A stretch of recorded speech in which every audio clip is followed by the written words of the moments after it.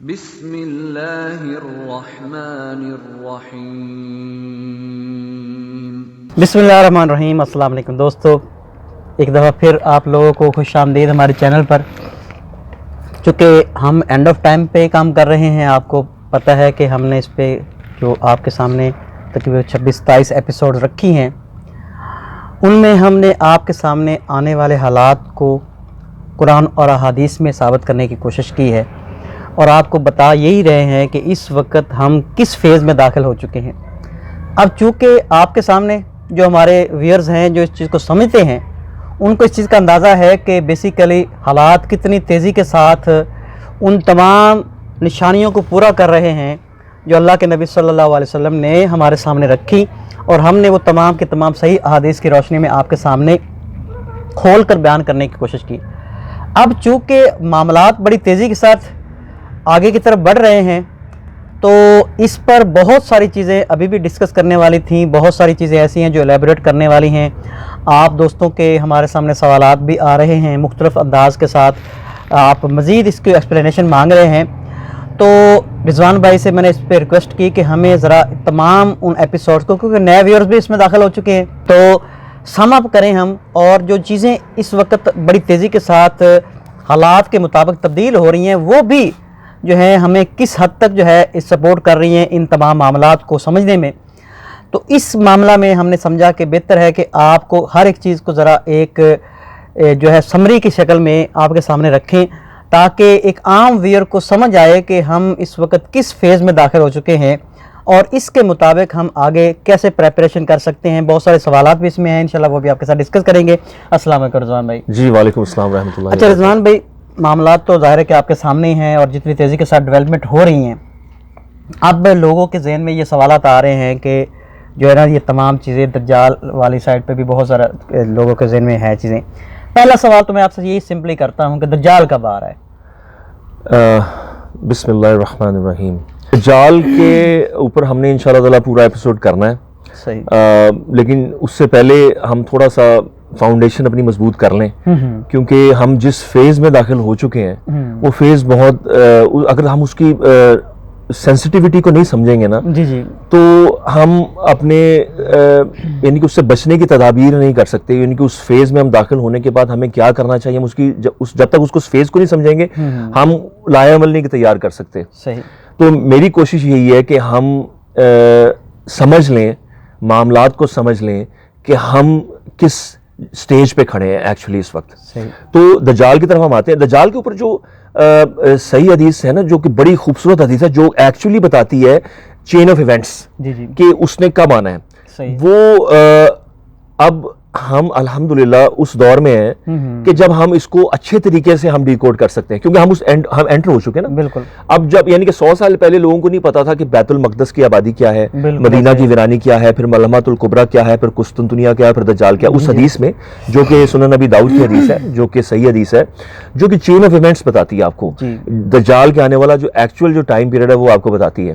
तो उसको हम डिकोड करेंगे इंशाअल्लाह ताला। हमने पहले भी उसको डिकोड किया है, हम इसमें इंशाअल्लाह ताला सारी चीजों को ना इकट्ठा करेंगे कि कैसे सारी निशानियां जो है वो बैठ रही हैं, इसी दौर की तरफ इशारा कर रही हैं। देखिए, हमारा काम होता है कि हम तदब्बुर करें, गौर करें, अहादीस को प्रेजेंट सिचुएशन के साथ हम मिलाएं।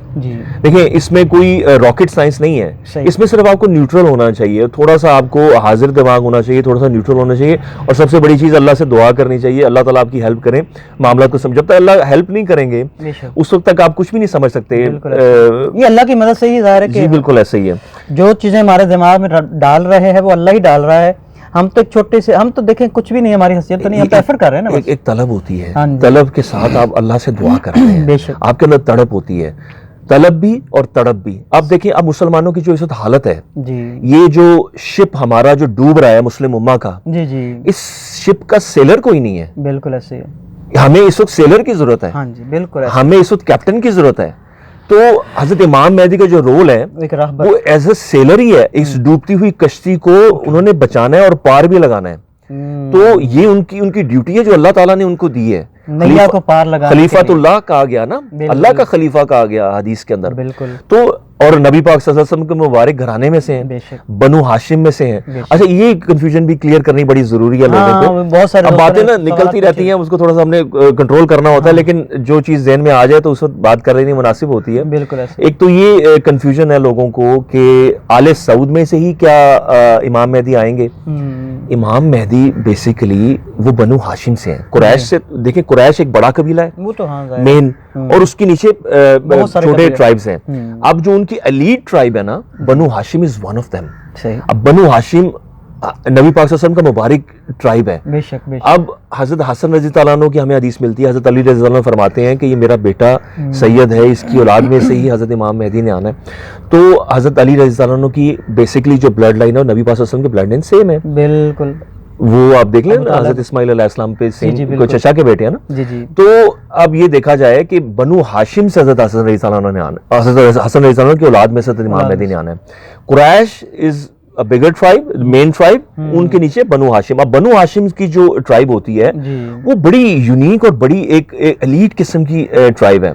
उसमें ऐसा नहीं होता कि एक फैमिली बनु हाशिम से, उनको पता ना हो कि वो बनु हाशिम से, उनके पास पूरा शजरा नसब होता है, पूरी उनकी तारीख होती है, और उस पर वो यानी कि उनकी वैल्यू होती है उनकी जिंदगी में अपनी ट्राइब की।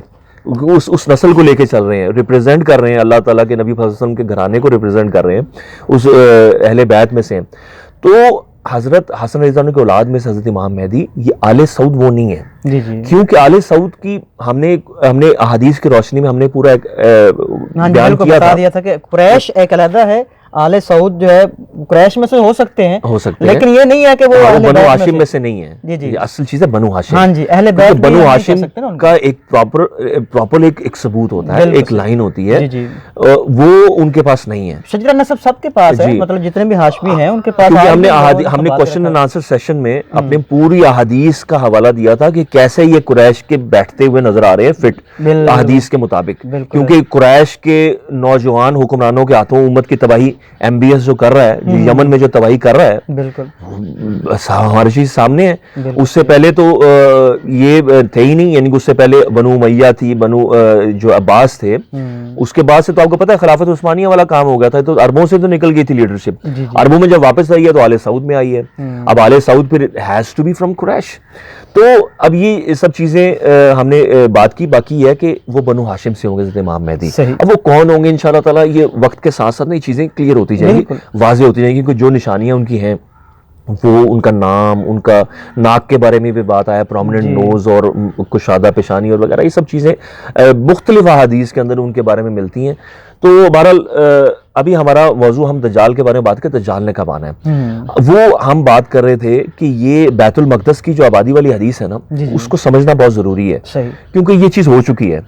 आप ये देखें, हम बड़े ही एक ना गैर मामूली दौर में हम इस वक्त आ चुके हैं। ऐसे ही है, बिल्कुल। सेकंड टेंपल गिरा 70 AD में, 70 AD में, 70 AD से लेके अब तक ये तकरीबन 1950 साल का फर्क है। पहली बार हुआ कि यहूदियों का कैपिटल यरूशलेम बना, पहली दफा 2000 साल, तकरीबन 2000 साल में यहूदियों का कैपिटल बना यरूशलेम। यरूशलेम को क्या कहा जाता है?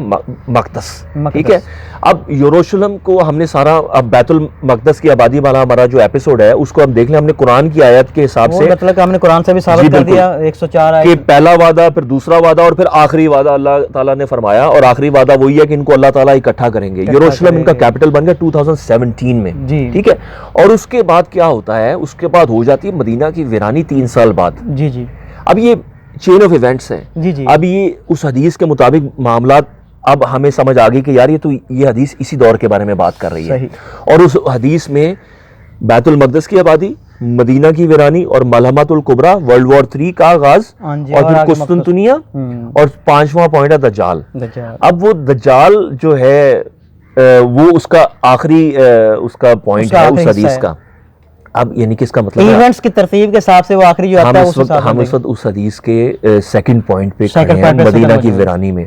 हम बिटवीन मदीना की वीरानी और हम मलहमतुल कुबरा के दरमियान में हैं, बिल्कुल जंगों के दरमियान खड़े हैं। अगर हम अभी आगाज होने वाला है, हम देखें, मैं सिर्फ ये देखें, अब इतनी ज्यादा चीजें हैं वो सब इकट्ठी हो रही हैं।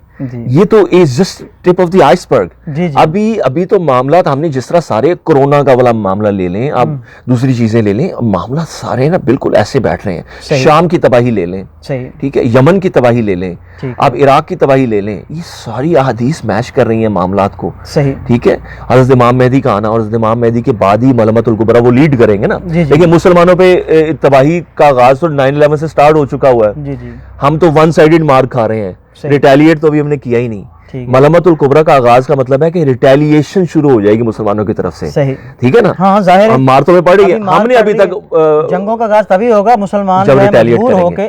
बिल्कुल ठीक है, रिटेलिएशन होनी है हज़रत इमाम मेहदी की लीडरशिप में। मैंने कहा कश्ती डूब रही है, कश्ती को बचाने वाला जब आएगा, हज़रत इमाम मेहदी जब आएंगे। अच्छा, इमाम मेहदी की भी आप बात कर रहे हैं, जाहिर कश्ती के डुबाने वाला, और ये बहुत सारी उन्होंने नहीं डुबाना, कश्ती डूब रही है मुसलमानों की। मतलब अभी बात कर रहे हैं, इमाम मेहदी हैं कौन?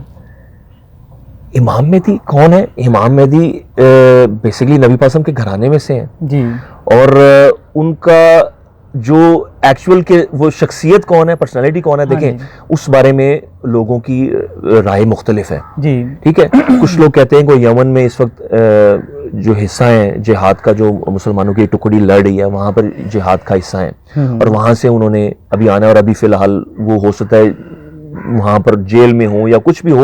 लोगों के अपने जाती ख्यालात है। कुछ लोग ये भी कह रहे हैं कि अफगानिस्तान के अंदर जो है वो जहाद में इस वक्त भी शामिल हैं वो, और ये फतह के पीछे ये सिर्फ अंदाजे हैं। ये बेसिकली जो लोग है ना अहले नजर, जिनको पता है ट्राइब्स का वो उनकी नजर होगी कि बनु हाशिम में से कौन सा इस वक्त जो शख्सियत है जिन पे ये सारी निशानियां पूरी होती रही हैं। ठीक है। ये उस एरिया में सब मदीना के लोग हैं, क्योंकि हमें जो हदीस मिलती है ना कि वो मदीना से भागेंगे, मक्का में पनाह लेंगे। ठीक है।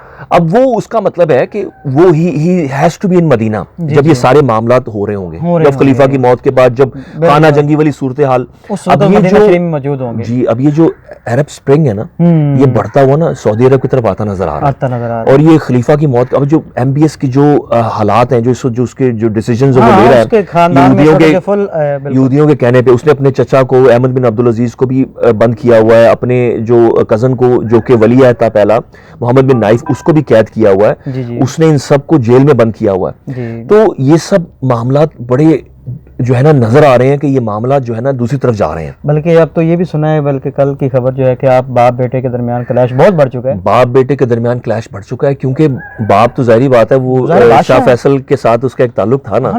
है भी तो भाई भी, और भाई भी है। किस वक्त तो बादशाह वही है ना। सर, शाह फैसल की टीम के जो लोग थे ना, कभी भी इसराइल को तस्लीम नहीं करेंगे। ठीक है। तो ये बाप को हो सकता है ये मरवा भी दे, कोई बड़ी बात नहीं है। हाँ, बिल्कुल। क्योंकि इख्तलाफ जो होना है बादशाह के मरने के बाद, वो उसमें ये भी पॉसिबिलिटी है कि ये किसी तरह से उसको मरवा दे, या वो नेशनल डेथ मर जाए, कब्जा कर ले। बेसिकली उस पर प्रेशर बहुत ज्यादा है ना। खशोगी वाला मामला, जो बाइडन का आ जाना, देखिए जो बाइडन का आ जाना जो है वो बेसिकली एक प्रेशर बिल्डअप भी किया गया ना MBS के ऊपर, कि मामला में तेजी आए। यहूदियों का जो एजेंडा है, ज़ायनिस्ट का जो एजेंडा है, क्योंकि आगे विजन 2030 क्या है? विजन दज्जाल है। इस पे हम बात करेंगे इंशाल्लाह ताला। ये बेसिकली ये प्रेशर बिल्डअप करने की स्ट्रेटजीज होती हैं उनकी। सही। Good guy bad guy, good cop bad cop, ये सब मामलात को लेके वो चलते हैं। ट्रंप के जरिए उन्होंने जो मामलात करने थे ना, वो ट्रंप जैसा सरपिराई कर सकता था। यरूशलेम को कैपिटल बनाना बहुत बड़ा उसका एक काम था जो यहूदियों ने उससे लिया। उसके बाद अब उनको नेक्स्ट फेज का खिलाड़ी चाहिए। ठीक है। हाँ जी, अगले फेज में दाखिल करने के लिए उन्होंने अपना नया मोराल, उसकी एबिलिटी वो ट्रंप की नहीं थी। ट्रंप वो मामला नहीं कर सकता था। ये उनका मंझा हुआ खिलाड़ी है, बहुत मंझा, क्योंकि वैसे ज़ायनिस्ट है ना, एक्सपीरियंस भी बहुत ज्यादा है। 2001 से मैंने आपको बताया इसका रोल है। 2001 से लेके 2017 तक एक बहुत बड़ा रोल प्ले किया इसने ज़ायनिस्ट की तरफ से, मुस्लिम वर्ल्ड को तबाह किया सारे का सारा, इसकी लीडरशिप में हुआ सारा कुछ। तो अब इसको अब एज अ प्रेसिडेंट लेके आ गए हैं। तो अब क्या ख्याल से, जो पहले प्रेसिडेंट नहीं था, इतनी तबाही फेरी है, अब प्रेसिडेंट आने के बाद क्या होगा? मलहमतुल कुबरा होगा, वर्ल्ड वॉर 3 होगी। He is the main guy. अब ये कैसे काम करते हैं? मीडिया को भी कंट्रोल करते हैं। आपको मीडिया का रोल समझना पड़ेगा। बिल्कुल। मीडिया को इन्होंने फ्री मेसन्स ने कंट्रोल किया हुआ है बड़े अरसे से। बिल्कुल। लोगों की ज़हन साजी हो रही है। हाँ, बिल्कुल। हर लिहाज माइंड प्रोग्रामिंग कर रहे हैं। जो चीज भी इन्होंने डालनी होती है जहन में, मीडिया के जरिए डाल देते हैं और उसको पूरी तरह से कंट्रोल करते हैं। और मीडिया में जो चीज उन्होंने हाइप क्रिएट करनी हो हाइप क्रिएट कर देते हैं, जिस चीज को नहीं जिक्र करना होता नहीं जिक्र करते हैं। तो इन्होंने मीडिया के जरिए भी बड़ा एक रोल प्ले किया है। अब ये जो बाइडेन के जरिए इन्होंने जिस फेज में लेके जाने लगे ना दुनिया को, वो बड़े तरीके से लेके जाने लगे हैं।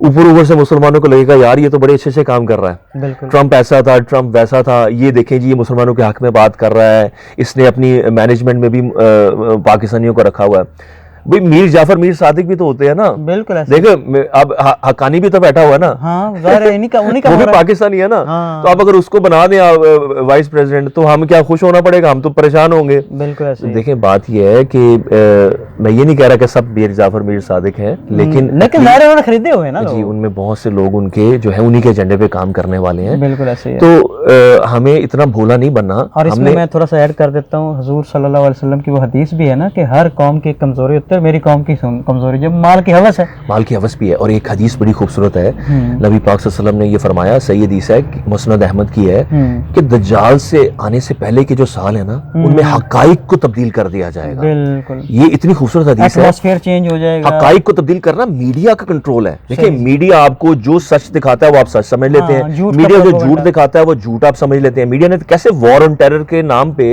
कैसे क्रूसेड का आगाज किया। क्रूसेड हमने अपने एपिसोड में बताया था, क्रूसेड होती है इनकी होली वॉर को कहते हैं, मुसलमानों के अगेंस्ट लड़ी जाती है। इन्होंने क्रूसेड का स्टार्ट किया, वॉर ऑन टेरर कह के हकाइक को तब्दील किया। 9/11 एक फितना था, उनको उन्होंने क्रिएट किया, उसकी आड़ में उन्होंने पूरे मुस्लिम वर्ल्ड तबाह कर दिया। ये सारा हकाइक को तब्दील करना है। सही, और वो भी 8 पॉइंट हदीस जो हमने पूरा एपिसोड बनाया था, एक हदीस में 8 निकाल, उसका स्टार्ट हुआ था 9/11 से, और उसका इख्तिताम क्या था, दज्जाल था। दज्जाल से आने के पहले साल हकाइक को तब्दील कर दिया जाएगा। ठीक है। अब कोरोना का आना, कोरोना का फर्स्ट फेज, के लोगों को झूठ सच नजर आना जा रहा है जी। कोरोना का आना, कोरोना का फर्स्ट फेज, कोरोना का सेकंड फेज, ये भी एक फितना है ना जी, एक इसको क्रिएट किया गया, इसको तैयार किया गया, इस बीमारी को फैलाया गया, और इसको फिर हाइप क्रिएट की गई मीडिया के जरिए, बहुत ज्यादा पूरी दुनिया को लॉकडाउन कर दिया गया। ठीक है।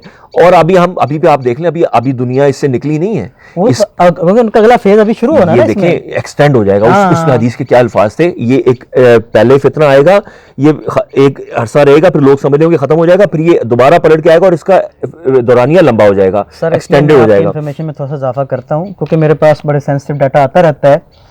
तो एक दोस्त ने शेयर किया है और मेरे पास जो इन्फॉर्मेशन आई है कि मार्च अप्रैल में ये नया वायरस भी लॉन्च करने जा रहे हैं।